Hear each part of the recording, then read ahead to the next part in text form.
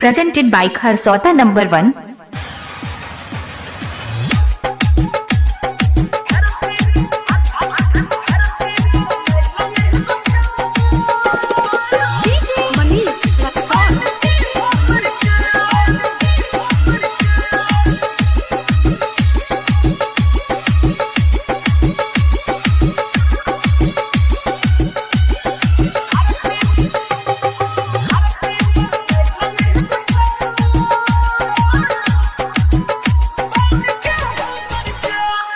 Niranjan mobile recording studio Kharsota चौक से धरती पयले एगो चान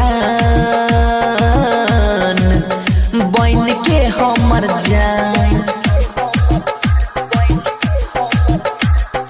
धरती पयले एगो चान बन के हमर जान।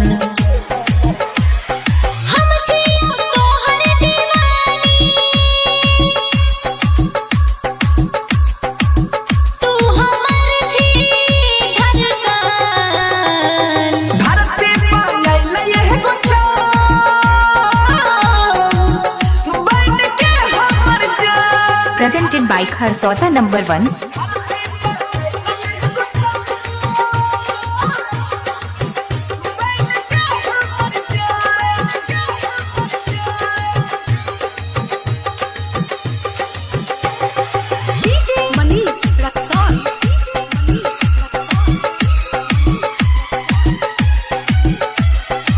Niranjan mobile recording studio Kharsota चौक से गुलाब जना कोयला के बोली गे जब तू हंसै छी त दिल में लागे गोली गे। जितना करे छी हमर बड़ाई रे तोरे संग जीवो तोरे संग मर जाई रे। पागल बनाबै छी गे चाहे माने न मान।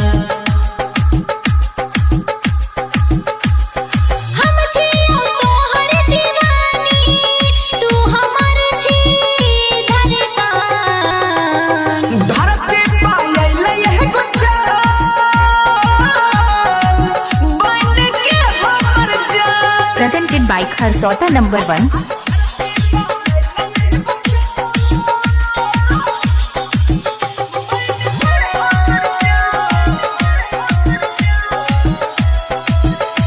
DJ निरंजन बाबू हाइटेक।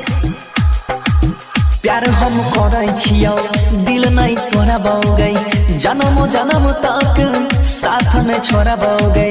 सजना माने छियो सजनी बनाई लेना मंगिया भर के अपना घर में बसाई लेना।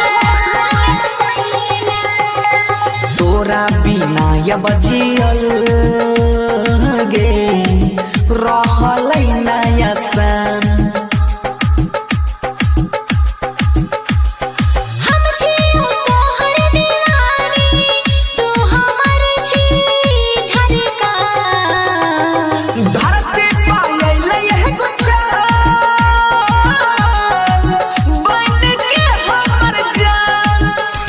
Mobile number 6204350892।